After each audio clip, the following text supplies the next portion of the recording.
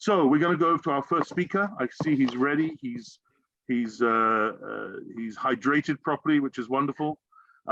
He met the devotees in 1984, and he joined the Mutt in '85, and met Srila Gurudeva in 2005 to Harinam in the very same year, and then 13 years later met Srila Bhakti Vigyan Bharati Maharaj, who's an incredible acharya, and took Diksha. Well, I probably met him before actually, but took Diksha in 2018. He's one of the sevaks behind PureBhakti.Tv. Prabhu, Sriman Damodara Prabhu, it's now, you're in America, so 3:22, so you got until like 3:50, say 3:55. The Zoom Vyasa is all yours. We'll give you a very warm welcome, and please share your Pushpanjali. Haribol. Dandavat. Hare Krishna. Thank you very much. Can you hear me? Really well. Audio is great tonight. Okay, great. Om Gyan Timirandasya Yananjana Shalakaya Chakshur Militam Yena Tasmai Shri Gurave Namaha. So thank you very much for having me, inviting me, Ujjvala Prem Prabhu, and finally, so nice to see you and meet you also, Yashodananda Prabhu, finally. And I first want to extend my humble and great appreciation for the devotees in our Sangha. It's such a wonderful community, and exemplified in these wonderful kathas that you're organizing here. It's very sweet and nectarian to be invited, and I feel very honored, and I feel very incompetent and unqualified. But somehow or other, Lavanga Manjari Didi apparently threw my hat into the mix. I don't know why. So here I am, and I will probably keep it very short because I'm not used to speaking in public. But to continue on that theme of appreciating the devotees, it feels very important to me, because I know that just as you were pointing out, we wouldn't be here if it wasn't for that meeting. There's so many of the angas of Srila Prabhupada, A.C. Bhaktivedanta Swami Prabhupada, and of Srila Gurudev, Bhaktivedanta Narayana Gosvami Maharaj. So many, their energies. Basically, I feel like it's a way of glorifying Gurudev to honor his sevaks and to just appreciate them. For example, for me, I wouldn't be here, of course, and none of us would be if it weren't for the preaching. And my experience of it is like when the Guru goes out and meets some people and they become his disciples, it's only because of that that others become disciples, and gradually the whole community develops. And I mean, for me, the first devotee I met was Madhuha Prabhu when I was in college, and it was very, very deep impression he made upon me. But I kept going on my merry way, and then I had to quit college because I couldn't, find any truth there.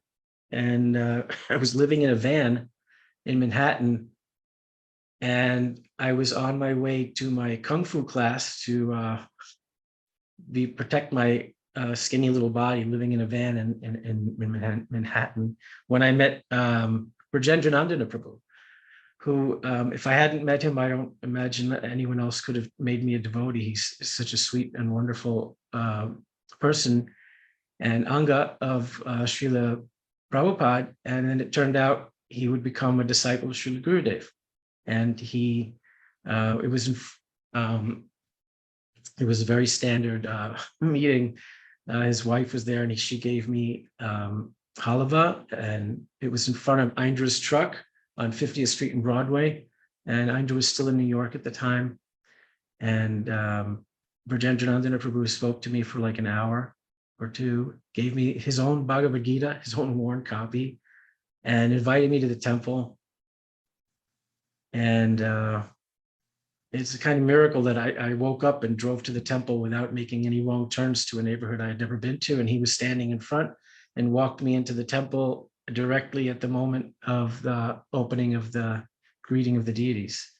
It was a very auspicious and incredible moment. And the other devotees and incidents that I would narrate were like equally incredible. But I had a standard experience in the temple that was wonderful and yet disconcerting, and in the late 80s, as you know, many of us went through that. And I was having health problems, and I had to go to California to see a healer. So I had a few extra hours, and I thought, let me go to the Watseka Avenue ISKCON temple. Now, at this point, it's in the early 2000s, and I had heard of Srila Gurudev. Shamarani had tried to introduce us in 1996 when he came, but we only got to meet him momentarily because we were late, very, very late. We missed his Harikatha. So we got to meet him for a moment, and we had heard some great things about him. But I wasn't really going to the temple that much. Krishna was in my heart, and you know, living as Grihastha life at this point. And I thought I was driving to the Watseka temple, the Los Angeles ISKCON temple, which I had been to many, many years before one time. And I don't know how I ended up at Gurudev's temple. It's just a bizarre thing. They're nowhere near each other. They're like miles apart. And Gurudev's temple is on a back street. So I was just moved there. I just made wrong turns, you know, by the calculation of where I wanted to go. And I just decided I'm going to make a right turn here and a right turn there. And I was going down a side street miles away from where I was supposed to be. And it happened to be on a Sunday. So the devotees were milling around in front of the Rose, I think it's the Rose Street Temple at the time. So I noticed the devotees, and there was Vidura, my long lost buddy and roommate from New York. And so he hopped in the car, and we had a nice chat, and he invited me in. And it obviously dawned on me what the incredulousness of what had just happened. So that was a very profound moment for me. At the time, I looked at it as, you know, Krishna brought me there, which is obviously the case. But as I later learned how devotees in our Sangha speak about such things, they would say that Gurudev put me there. Gurudev took me there. And I had never really thought about it that way until I heard devotees speak about that. So it's very, very touching for someone like me with, you know, my, you know, poor level of sadhana to be, for Krishna to take care of me and put me in a place like that and make me feel that profound, you know, love. So, but I was still a rascal, and that wasn't sufficient enough for me to bring me to Gurudev's lotus feet, incredible as that may sound. So Gurudev's mercy knows no bounds. And there, I guess it was a few years later, a friend of mine, Raghunath Prabhu, convinced me that I should go hear Shamarani. She was coming to New York and showing some of her art. And there was a wonderful program. And I was very impressed and amazed with the devotees from Alachua who performed an extremely moving play. It was heart-wrenching, and I had never seen anything like it. So at this point, I was very impressed, and we were invited to a program that Srila Gurudev was doing in Fort Lauderdale. And that still wasn't sufficient for my mind to think to go there, except that there was a business conference nearby. So I thought, okay, I can go to the business conference, and then we'll go to this program and see Srila Narayana Maharaj. And it turned out I never went to the business conference, because as soon as we got to the hotel where the program was happening, Gurudeva was there and he was speaking, and that was the first time I had really seen him speaking. And I was overwhelmed just looking at him. I think many devotees have had an experience like this. Those who grew up in the era after Srila Prabhupada had already departed, grew up in ISKCON in that era. We felt how incredibly fortunate we were to come to Krishna, and that Mahaprabhu, the revelation that Krishna was here just 500 years ago, and that his pure devotee was just here a few years ago. It's beyond our wildest dreams, and the greatest relief and liberation that we could have ever imagined pales in comparison to what we're receiving. Nonetheless, we have to envy the direct disciples of Prabhupada, and we didn't get to see someone like that. And we also, I think, almost universally had the conception that there was no one else like that, that there never would be, there never could be. And we felt very good in knowing that. So it was a lot of cognitive dissonance to overcome.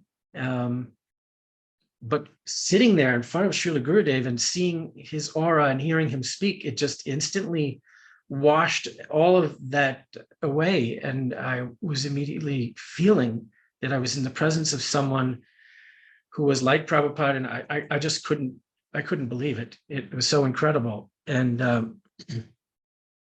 Shamrani and Vasanti Didi were there after Gurudev finished speaking. There was immediately a nice long darshan line, and Vasanti was waving me and Anjali, my wife, and her brother Nalan over to come onto the darshan line, and I just nodded my head no, because I couldn't leave looking at Gurudev to go on the back of a line.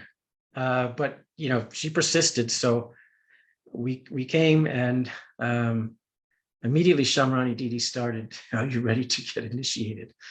And I said, "No, of course not." And so we had a little debate where she explained that my feelings of disqualification were, always going to be that way. And, we were debating for about a minute till we were in the front of the line.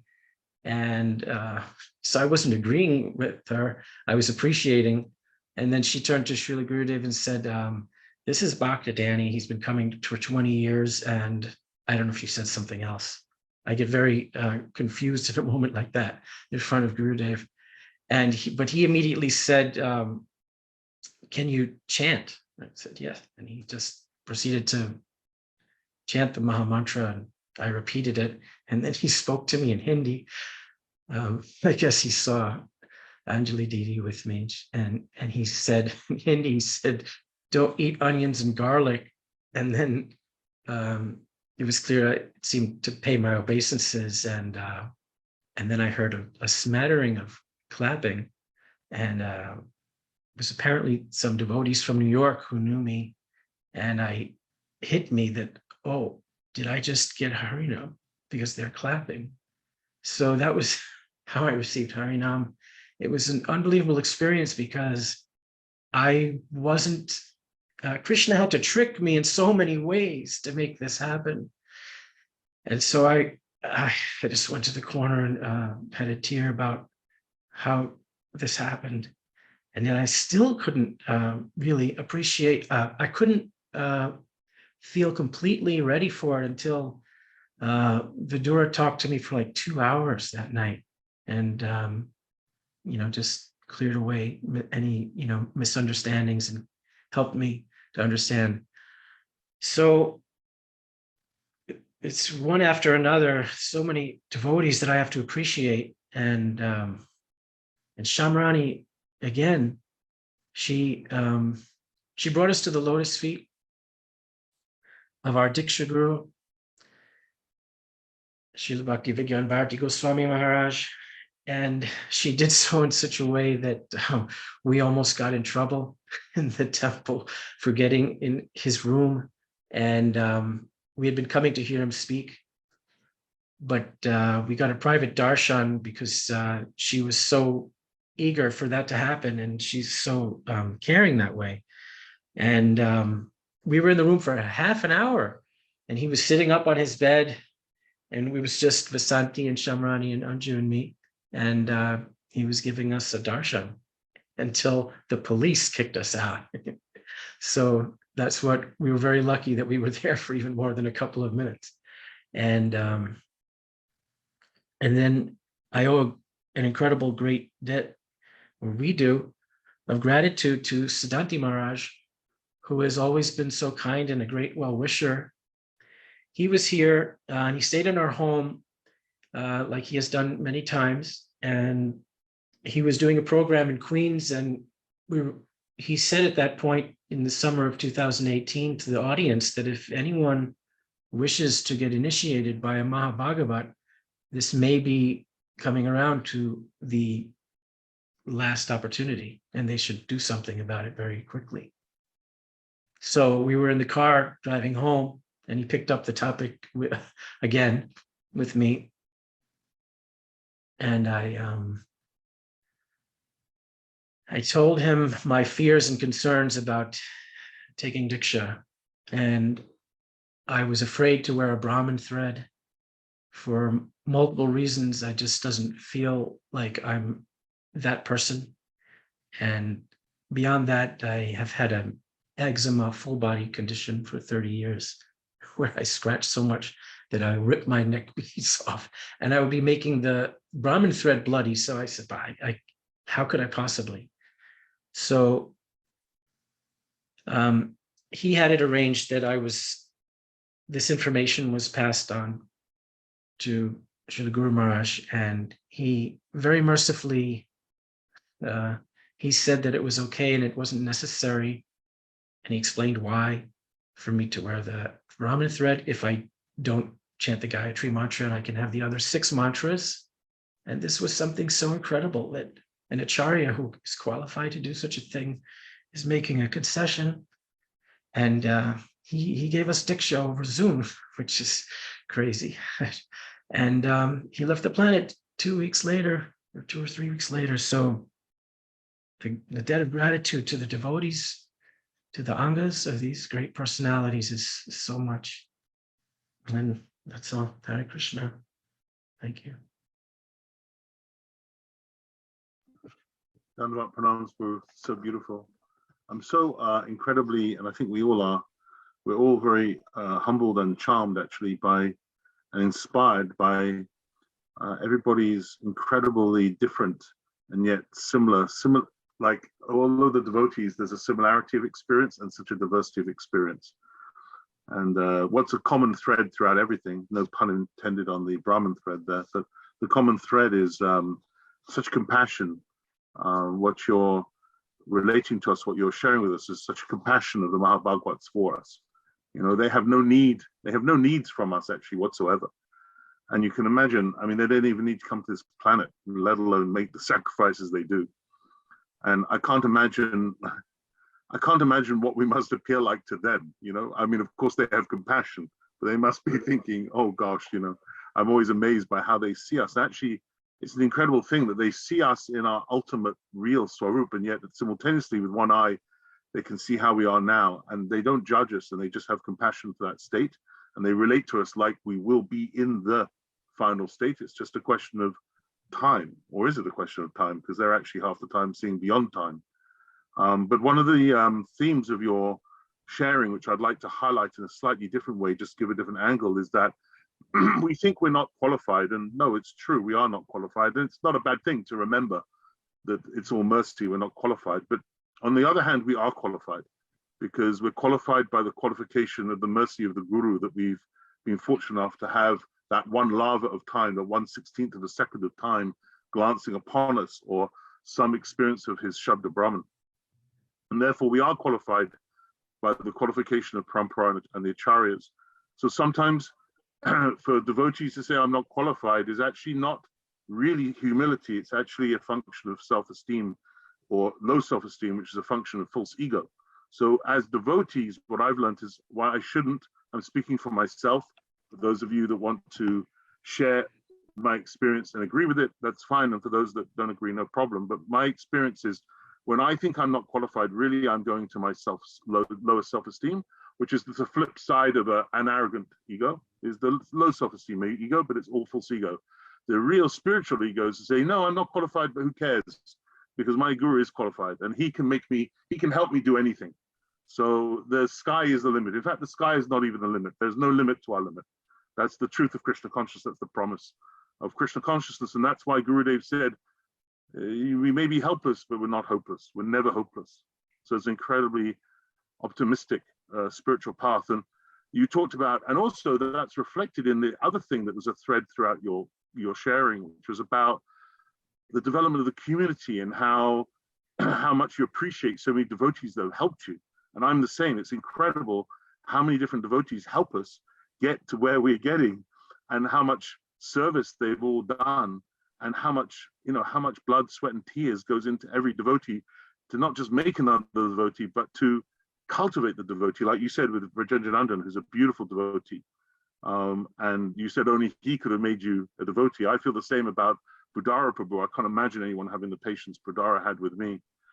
So, and I also really related to the trickiness. Gurudev was always tricking me, and he always gave me prominent seva because he knew I had a kind of a Leo type disposition. I like to be, I like to be in the center, in the thick of it. So I knew he was tricking me with my false ego in what he was getting me to do. But even so, I was happy to be tricked. It was kind of like he was seducing me, and I knew he was seducing me expertly. So I was very happy to be seduced, and I feel that you were sharing the same kind of mood. So thank you so much. What I noticed you were involved in PureBhakti.Tv, Prabhu. What do you do? What do you do for work and seva? Well, thank you. That was all very nectarian sharing. So when we first came to Srila Gurudev, and I met Isha Prabhu, who is such an incredible, Isha. Yeah. wonderful devotee, and I came to understand what he was doing. I immediately offered the services of our tech team at our company. I had started an ISP, an internet service provider, in 1993. It was like back before Netscape even came out. Right. And it was a bunch of 8 different phone lines coming into our studio apartment. And that's how we started. And eventually we started serving corporate clients, and we had some employees. So we had a data center. We had Isha Prabhu upload the videos to the server that we had, and our engineer helped sometimes in setting things up. And Isha Prabhu was wonderful and was so appreciative, and I'm so appreciative that we were able to have that opportunity to do some seva, especially with something that we were able to we knew something about. And it had always been a dream since I discovered the internet to be able to use the technology in Guru Seva. So hence the link to Lavanga Manjari. I got it. So you must be really happy with the seva she's doing with Harikatha. She's unbelievable. Yeah. So you're like a programmer or a CTO or? No, I mean, I just am the wise guy who started the company, and then you hire smarter people to help run it. Sure. Okay. Great. Beautiful. Well, we're doing actually it's kind of a bit of a mini announcement, but we're doing something called Srimad Bhagavatam for Eternity, which is a Bhagavatam app.